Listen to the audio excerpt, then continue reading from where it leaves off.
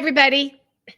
Thanks for watching my YouTube channel. I hope you'll subscribe. I hope you'll tell other people to subscribe so I can keep doing this and it'll keep me in kibble here at some point. So I want to talk a little bit about why Trump is so bad. Well, that's a really long list. I might want to be more specific on that.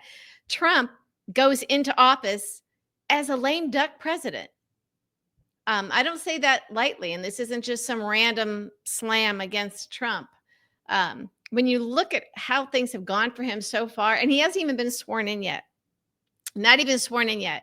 But he kind of overegged his pudding on a couple of things. A little cocky. He's got Putin forcing him to do stuff and working through Elon Musk.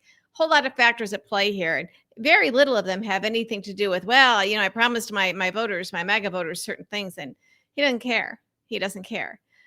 Assuming he doesn't really think he's going to run again after this. That already, a lot of people think, well, a lot of presidents would think this frees me up. I can do whatever I want. Well, he only ran to keep out of prison. He doesn't have any dream or agenda for this country. He hates this country. He wants revenge on everybody. He laughs at MAGA.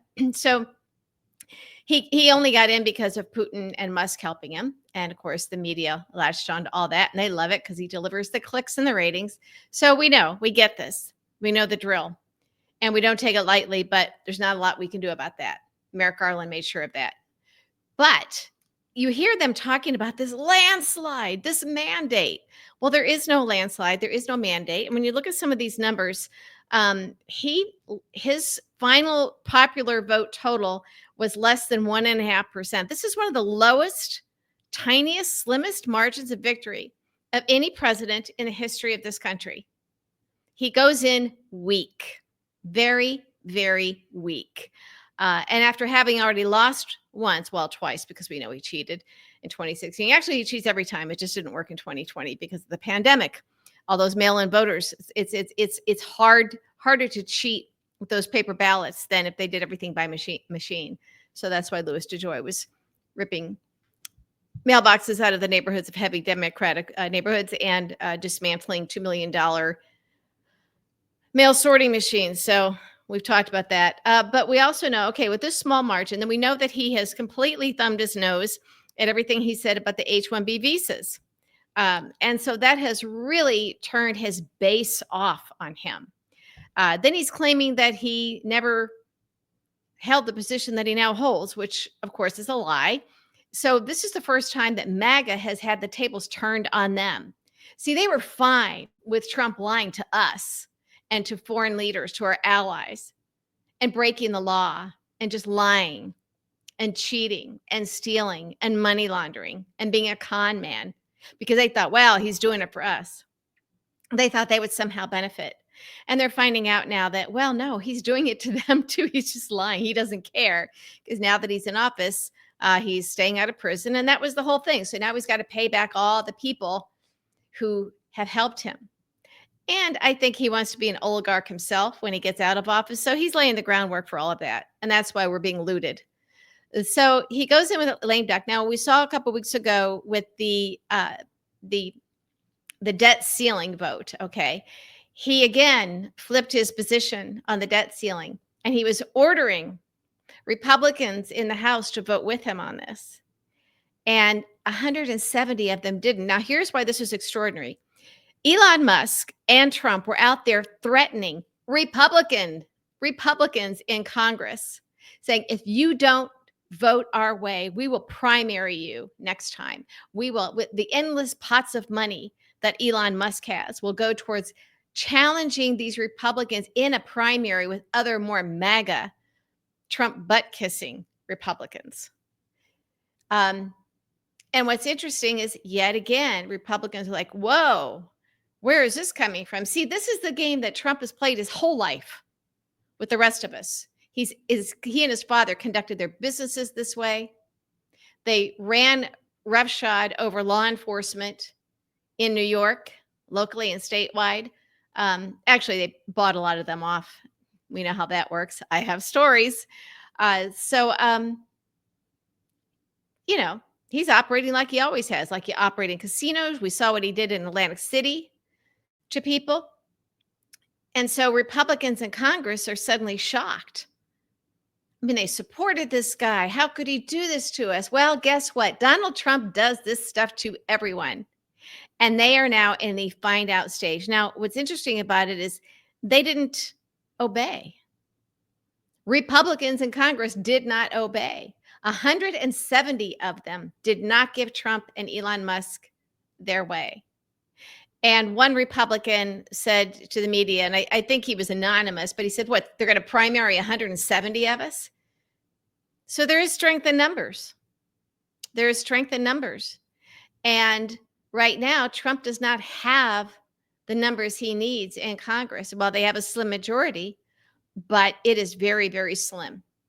So he can't just go cracking the whip and threatening people and think he's going to get his way. It just doesn't work anymore. Now, it might for some things. So he was a little bit reluctant, I guess, to get involved in the speaker's race.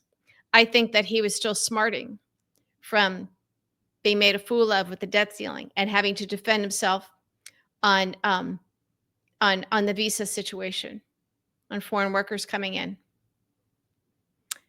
So he's got a couple things going on now where his own MAGA base is like, what? And Republicans in Congress are like, what? They're so surprised. It's like, folks, did you think he eventually wasn't going to get to you? He's done it to all of us. My God, he went after me in 2015 and 2016. Hard. So they all think that it won't eventually happen to them. If they just kiss the ring, they'll be okay. And so far, it hasn't worked that way. But I do think it's hilarious that Republicans in large numbers did stand up to him, those 170. So if that can happen, I think he was so taken aback that he was shocked. And that's why he didn't get heavily involved in the speaker's race.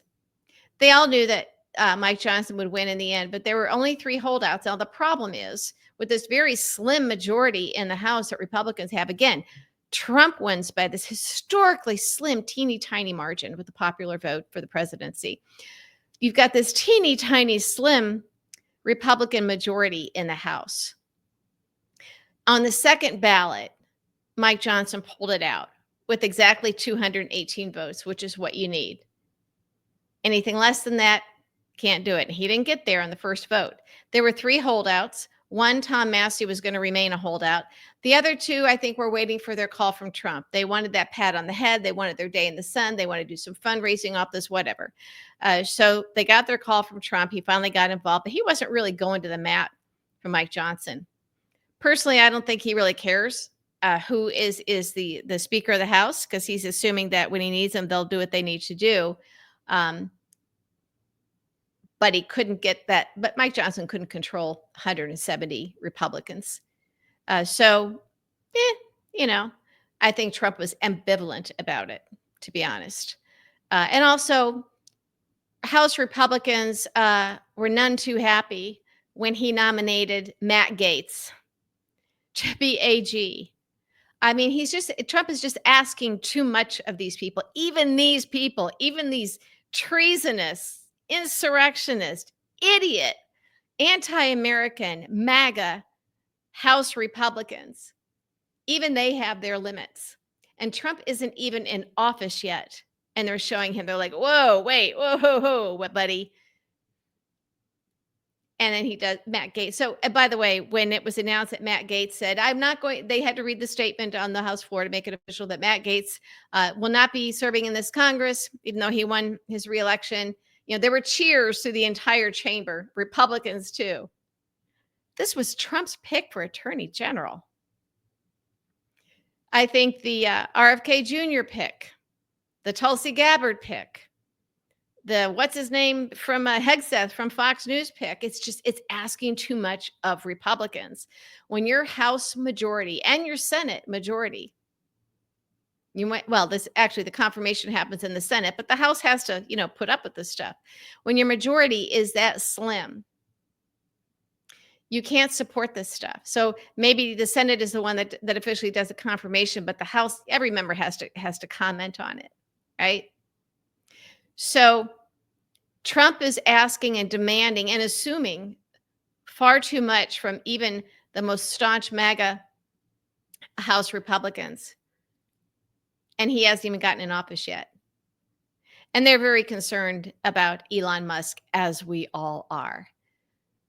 So again, Elon Musk, Trump out there threatening House Republicans. We will primary you. We will use his massive Elon Musk fortune that he's able to grow because we're giving him all these tax breaks. He doesn't have to pay taxes. And he gets welfare on the from the American taxpayers, basically. And we're going to use that fortune to defeat you in your own primaries, even though we're all Republicans. So that doesn't go over well. And I don't think that they're going to forget that very easily. So when you've got a very slim House majority where they can't afford really to just go responding to Trump, every little whim Trump has, or ego or demand that Putin has that he's running through Elon Musk to force Trump to implement, it just might not be that easy. So I'm hoping that enough Republicans grow a spine, keep a spine, where at least on some things they can keep Trump and Elon Musk and Vladimir Putin in check. I think it's possible. I'm not super confident about it, but I do think it's interesting that Trump has run into these roadblocks and he hasn't even been sworn into office yet. They stood up to him. Maybe they will again. But again, this really small amount, the small popular vote margin that he won by, and this teeny tiny slim margin that Republicans have in the House, where Mike Johnson could only afford to lose one vote. If he lost more than one vote, he couldn't be speaker. So he ended up losing just one, and it put him right at 218 because they got the other two to finally come around. We don't know what kind of deals they had to cut, but those deals will be cut in the House because they're going to need Democrat votes for a number of issues. They simply will. And Democrats aren't going to do that if they see Elon Musk, Vladimir Putin, and Donald Trump coming in threatening and whipping people around. So I think we're in for a raucous time. I think we're in a very dangerous period of time. But when you have a lame duck president, and I do think that's what Trump is already before taking office, he has the House and the Senate. And he has the Supreme Court, his handpicked corrupt people in the Supreme Court. And yet he still goes in as a lame duck president. That's pretty bad. That's pretty weak. That's pretty stupid of him. And that stupidity puts us in danger, of course. But I have hope. But it gives me hope that our resist efforts can work. Sometimes. So I think the House is the place where the action is going to be, where the resist is going to be, where we can actually have an impact. There'll be other places too, but right now, watching this mess, this hot mess with the speaker's race, and seeing Trump lose after threatening to make sure that people are primaried, his own people, his own supporters in Congress, Republicans, will be primaried if they don't do his bidding. Again, before he even got in office. I don't know. Maybe he's met his match. That might be too strong a statement. But he is a lame duck. Let's use that term regularly. A lame duck president. I love it. Quack, quack.